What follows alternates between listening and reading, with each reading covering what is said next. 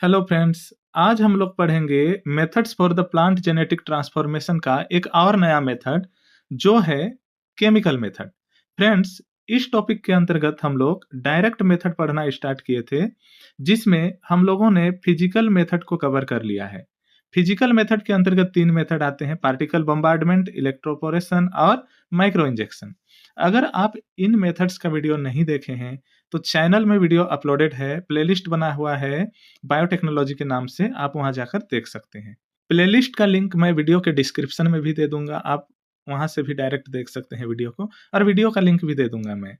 A methods for the plant genetic transformation का part 4 है। इसके पहले हम लोग 3 वीडियो ऑलरेडी देख चुके हैं। जब सारे मेथड्स को हम लोग एक एक टॉपिक वाइज कवर कर लेंगे तो मैं एक ही वीडियो में पूरा का पूरा methods for the plant genetic transformation provide करूंगा आप लोगों को। लेकिन उसके लिए क्या करना होगा, आप लोगों को चैनल को सब्सक्राइब करके रखना होगा और बेल आइकन को प्रेस करके रखना होगा, ताकि जैसे ही मैं वन शॉट वीडियो डालूं तो आप लोगों को उसका नोटिफिकेशन भी मिल सके। तो चलिए आज हम लोग पढ़ना शुरू करते हैं केमिकल मेथड। समझते हैं केमिकल मेथड क्या होता है। केमिकल मेथड्स ऐसे मेथड जिसमें कुछ केमिकल सब्सटेंस का यूज करके जीन ट्रांसफर किया जाता है, तो उसे केमिकल जीन ट्रांसफर मेथड कहते हैं। यह एक मार्कर फ्री मेथड है। केमिकल मेथड ऐसा मेथड है जिसमें हम लोग केमिकल्स का यूज करके जीन को ट्रांसफर करते हैं, तब इसको हम लोग बोलते हैं केमिकल मेथड। ये जो केमिकल मेथड है ये अलग अलग तरीके से किए जाते हैं, जिसमें मेन है लिपोसोम मेथड और पॉलीएथिलीन ग्लाइकोल मेथड। इन दोनों मेथड्स को हम लोग देखेंगे। तो लिपोसोम मेथड क्या होता है और पॉलीएथिलीन ग्लाइकोल मेथड क्या होता है, चलिए देखते हैं, दोनों को एक एक करके समझते हैं। पहले हम डिस्कस करते हैं लिपोसोम मेथड। इस मेथड में आर्टिफिशियली लिपोसोम बनाकर लिपोसोम को प्रोटोप्लास्ट से फ्यूज करके जीन ट्रांसफर किया जाता है। यह एक मार्कर फ्री मेथड है। लिपोसोम मेथड में हम लोग आर्टिफिशियली लिपोसोम बना लेते हैं, इसीलिए इसका नाम भी लिपोसोम मेथड रखा गया है। तो लिपोसोम क्या होता है ये समझिए।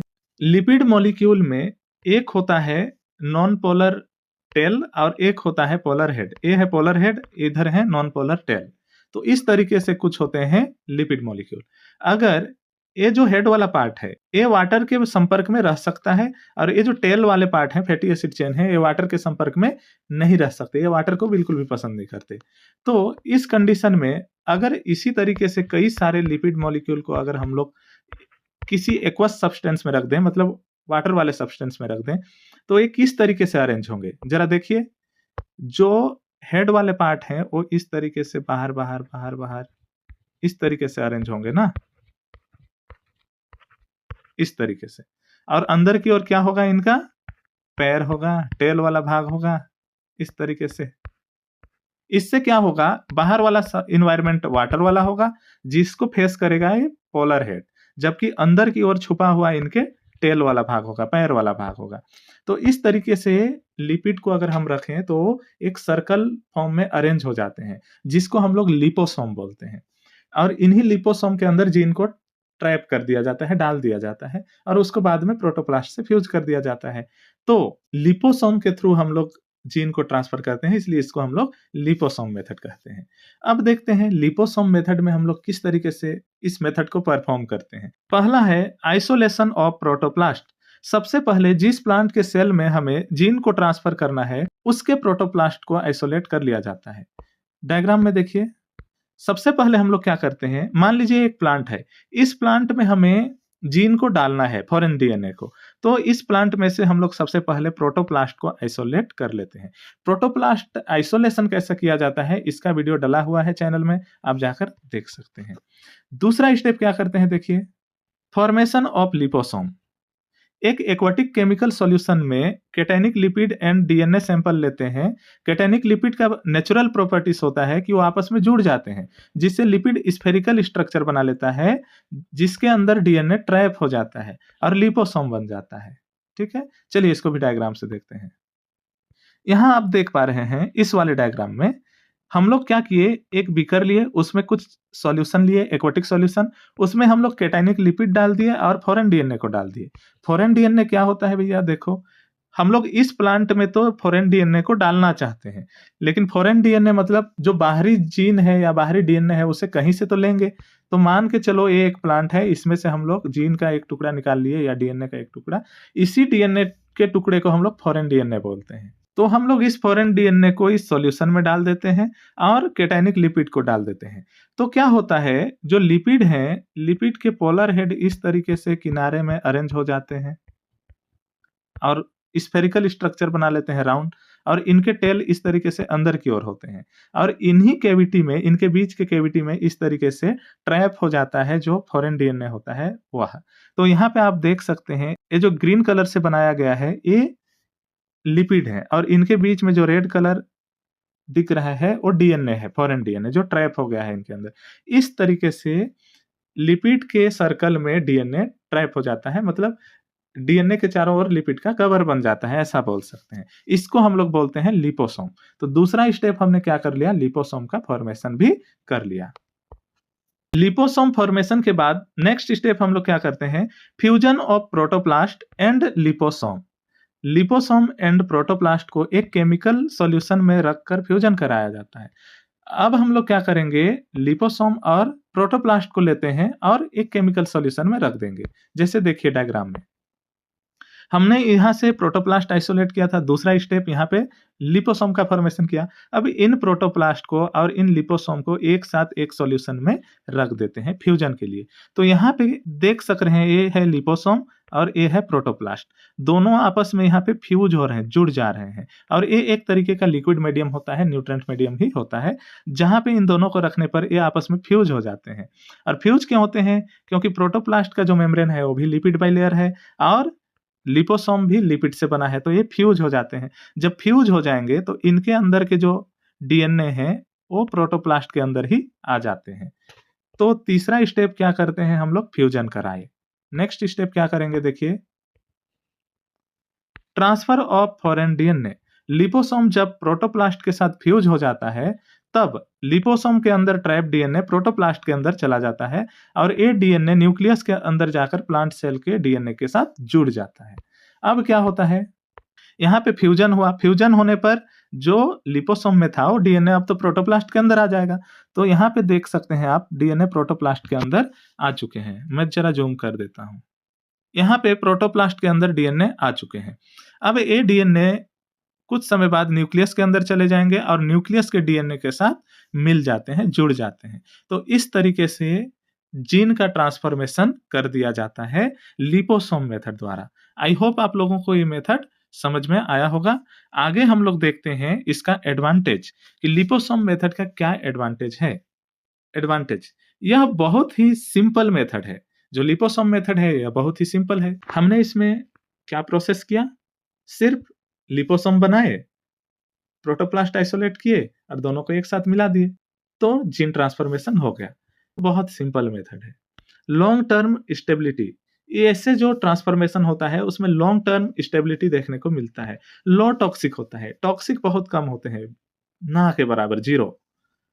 Protection of nucleic acid from degradation, nucleic acid का डिग्रेडेशन नहीं होता है, तो ये फायदे हैं इसके। ठीक है, आगे देखते हैं हम लोग दूसरा मेथड, पॉलीएथिलीन ग्लाइकोल मेथड। इस मेथड में पॉलीएथिलीन ग्लाइकोल का यूज करके जीन को ट्रांसफर किया जाता है। यह भी मार्कर फ्री मेथड है। पॉलीएथिलीन ग्लाइकोल मेथड नाम से स्पष्ट है, इस मेथड में हम लोग पॉलीएथिलीन ग्लाइकोल का यूज करके जीन ट्रांसफर करते हैं। तो ये मेथड किस तरीके से किया जाता है जरा देख लेते हैं। सबसे पहले आइसोलेशन ऑफ प्रोटोप्लास्ट या फिर सिंगल सेल या टिश्यू। हम लोग यहाँ पे प्रोटोप्लास्ट ही आइसोलेट करें ऐसा नेसेसरी नहीं है, प्रोटोप्लास्ट भी ले सकते हैं, सिंगल सेल भी ले सकते हैं या टिश्यू भी ले सकते हैं।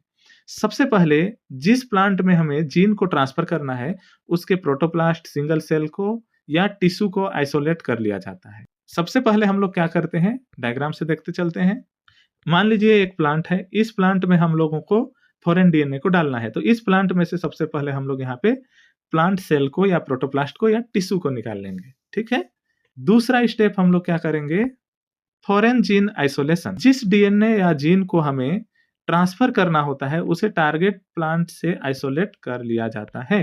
अब देखिए ये रहे हमारे फॉरेन डीएनए, तो हम लोग एक प्लांट जिनमें हमें जीन डालना है उसमें से सेल निकाले और दूसरा प्लांट जिनके जीन को हमें डालना है, उसमें से हम लोग क्या निकाले, फॉरेन डीएनए निकाले। तो इस तरीके से हम लोग फॉरेन डीएनए को भी आइसोलेट कर लेते हैं। अब हमारा 2 काम हो चुका है, प्लांट सेल भी निकाल लिए और फॉरेन डीएनए भी निकाल लिए। तीसरा स्टेप क्या करेंगे देखते हैं, culture of plant cell and foreign DNA. अब plant cell and foreign DNA को कल्चर मीडियम में डालकर उसमें पॉलीएथिलीन ग्लाइकोल मिलाया जाता है, जिससे पॉलीएथिलीन ग्लाइकोल सेल में एंडोसाइटोसिस को इंड्यूस करता है और सेल डीएनए को अपटेक कर लेता है। इसको भी देखिए डायग्राम से। अब हम लोग क्या करते हैं, प्लांट सेल को और फॉरेन डीएनए को कल्चर मीडियम में मिलाते हैं। जब हम लोग यहाँ पे प्लांट सेल ले लिए और ये फॉरेन डीएनए ले लिए, इनको मिलाते हैं और इनमें हम लोग ऐड करते हैं पॉलीएथिलीन ग्लाइकोल। तो अगला स्टेप हम लोग यहाँ पे क्या कर रहे हैं देखिए, पॉलीएथिलीन ग्लाइकोल को ऐड किए।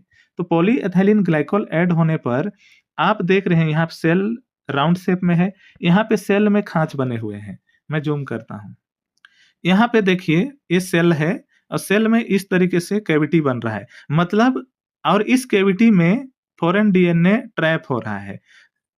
एक समय बाद ये ऐसा होगा कि ये जो खांच इस तरीके से बन रहा है ना, ये और गहरा होता जाएगा और इसमें फॉरेन डीएनए इस तरीके से होंगे। फिर एक टाइम बाद ये जो इधर वाला हिस्सा है और इधर वाला हिस्सा है आपस में इस तरीके से मिल जाएगा, कुछ इस तरीके से।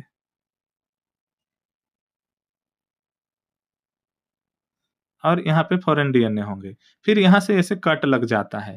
कट लगेगा तो ये पूरा डीएनए अंदर आ जाएगा। तो इस तरीके से एंडोसाइटोसिस कर लिया जाता है।